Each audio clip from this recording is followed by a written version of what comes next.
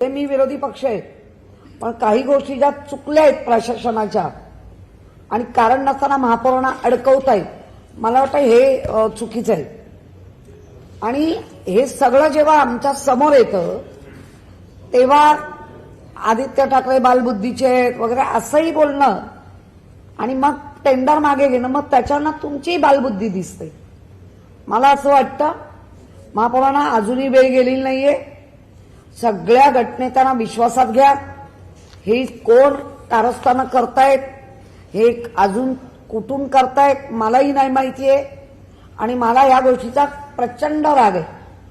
प्रशासनाने असं जर चुकीचं आणलं असेल तर महापौरांनी इन्क्वायरी लावली असेल नाही, पण मी याची पूर्ण आता हे करणार. आणि महापौरांनी त्यावेळेला मात्र अशा गोष्टीला प्रशासनाला पाठीशी घातलं नाही पाहिजे. जेव्हा विरोधी म्हणून आम्ही आणू की हे प्रशासन चुकतंय, तर तुम्ही यांच्यावर काय कारवाई करणार, तर ती केली पाहिजे. मुळात मी महापौरांच्या स्वप्नात जाते किंवा महापौर माझ्या, हे विषयच नाही. आम्हाला कल्पना आहे 2.5 वर्षाची ती खुर्ची असते.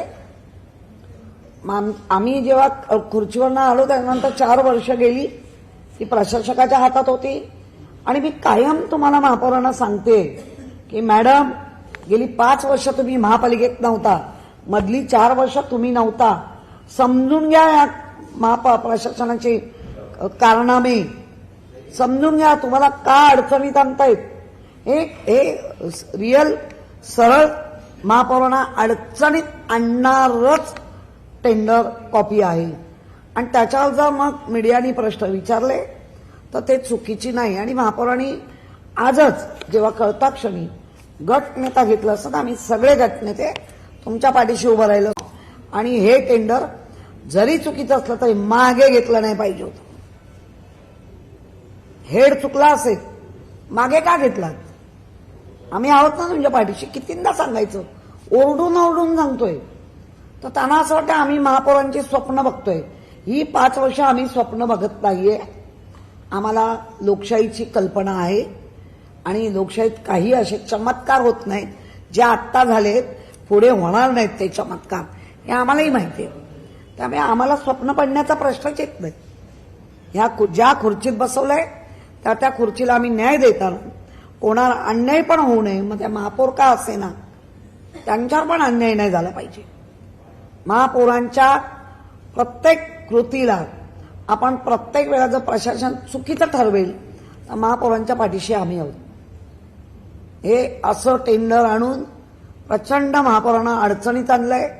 आणि महापौरांनी मी टेंडरच मागे घ्यायला लावते हा जो निर्देश दिला त्यामुळे अधिक महापौरांच्या अडचणी वाढतील असं मला आता ह्याच्यावरनं दिसत आहे.